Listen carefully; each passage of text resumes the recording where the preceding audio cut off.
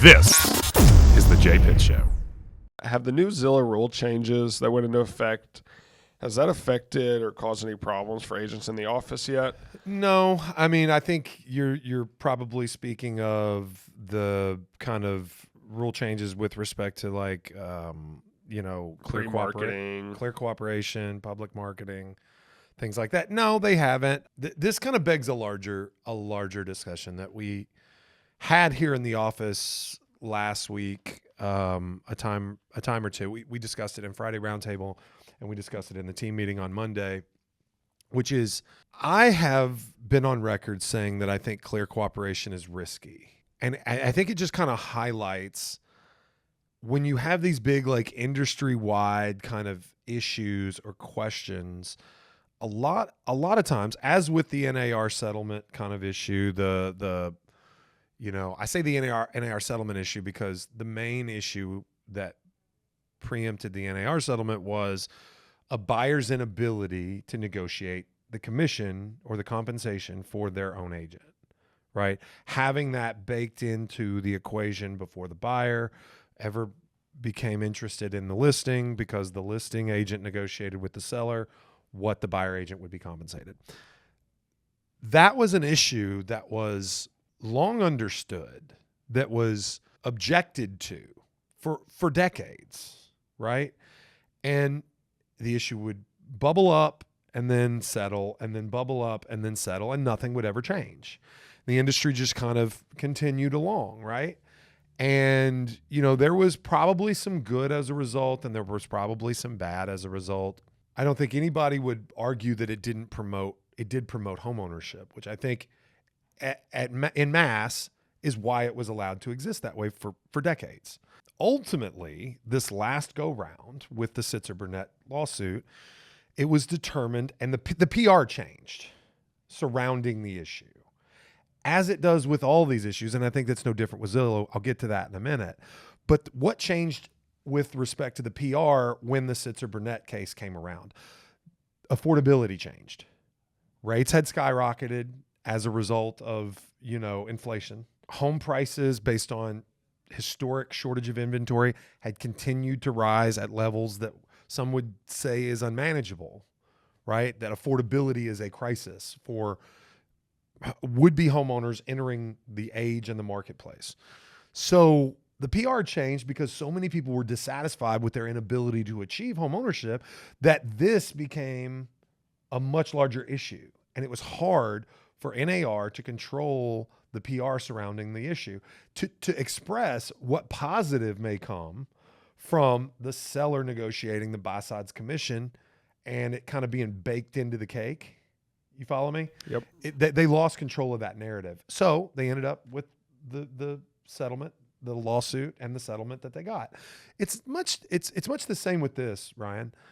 Zillow and now Realtor.com, in addition to NAR, are out in favor of what we call clear cooperation. That is the policy that NAR set forward in 2019 or 2020. I don't remember exactly when it went into effect, which their whole thing is you cannot have a property that is publicly marketed in any way. A realtor, a member of the National Association of Realtors, cannot publicly market for a client any property that is not listed on the MLS and distributed widely. Okay? And you may be asking yourself, why would that even be beneficial? Well, there are instances, trust me, they may be a bit obscure and a bit rare, but let's say a property, for example, is really unique, maybe even in a bad way, okay? And it's a Zillow gone wild kind of property, right? That would go viral and show up, the pictures would show up on a website mocking it, okay? Do we believe that hinders the marketability of the property? Yeah, possibly. And let's just say that seller, in order to prevent that from happening, goes to an agent and says, I want you to list my property. I want you to publicly market it, but I don't want it on the MLS. I don't want it on Zillow. I don't want it on all these websites. I want you to go to agents and consumers through channels that you know that you're skilled at, and I want you to get my home sold. And that could be a scenario where that seller could get the best price and terms. Fair? That's an example. There's also just situations that do exist where people don't want the property they're selling. Exactly. Privacy issues on websites and privacy out there. issues. I had a situation as a broker. These things all come, and I promise I won't stray too far from the question because I really want to land the plane. But like I've had sellers come to me that have an EPO on an X, and they don't want their property publicly marketed via websites. Okay, because they don't want their ex to know that they're selling. Yep. Right? It may even There's be... There's also investors that don't want their renters to know they're selling. There's all sorts of scenarios, right? Where people have things that they want to keep private, but they want to sell their property. And now what you're saying is that the agent is handcuffed. They can't hold a broker's open. They can't hold a public open house that is private invites were sent out.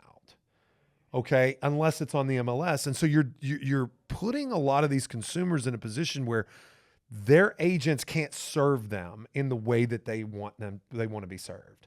And I've long said that this is a risk, because when you restrict commerce for a consumer and access to representation, sellers could have a serious issue with this. Well, it turns out that both the National Association of Realtors, which, trust me, they've heard these concerns. They've heard there are lawsuits against them right now working their way through the court system because of this restriction of trade. Okay? But it turns out that Zillow is in agreement. Okay? Zillow says now, it's what you're asking about, you can't put the property on our site unless it's publicly marketed. Okay.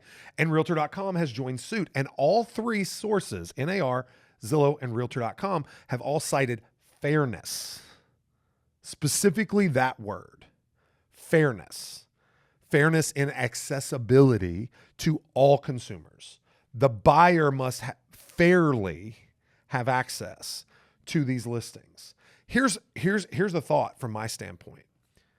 Access to a property for sale is not a right. No.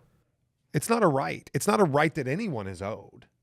And what about the seller's rights? Now, the seller does have rights to hire the professional to do the job within the law that they want them to do. Okay? So I think there's a big issue here. I think there's a big issue here. But if Zillow and Realtor.com and NAR, major industry players, are able to control the narrative and get, because it's kind of a catch-22, to be honest, because I do know that there are consumers that are harmed by a realtor that convinces them that they don't want their house publicly marketed, and then the realtor benefits because they pocket sell it and get two sides of a commission. And that is probably as likely an occurrence as that one-off where the seller has an EPO on an X and they don't want their property publicly marketed. Those are probably equally rare, right? But they do exist. And so it's like, I think ultimately somebody's going to control this narrative. And if fairness as the narrative wins out, then I think clear cooperation is probably here to stay. But we've learned a major lesson with the Sitzer-Burnett case, which is that these things can land. And if they land, they shake the ground. Yeah. Right. So no, to answer your question, it hasn't affected us, but we do so very few office exclusive listings is what you call it. And, you know, in those office exclusive listings, we've been following the procedure of not publicly marketing ever since. I tell you where it could have an impact is that could help realtors is it could very much restrict for sale by owner listings. Right? I thought they walked that back. They could have, but many people speculate that they're paving the way to charging consumers for sale by owner listings. Mm-hmm. And I don't think that this is really self-serving from Zillow's standpoint. Their market is real estate agents. They provide information to the consumer and grab eyeballs so that they can sell those eyeballs to real estate agents. So, I mean, and to go back, so there haven't been any agents you've heard of that have had issues with their listings. No, because every listing is on the MLS. Yeah. You know, and if it's not, then we're not publicly marketing it anyway, which Zillow would count. Now, again, let's say, I think it undermines the argument of the seller who wants their property held off the market if they're putting it on Zillow, which is the most highly trafficked real estate website out there. Right. So I really am at a loss in that situation.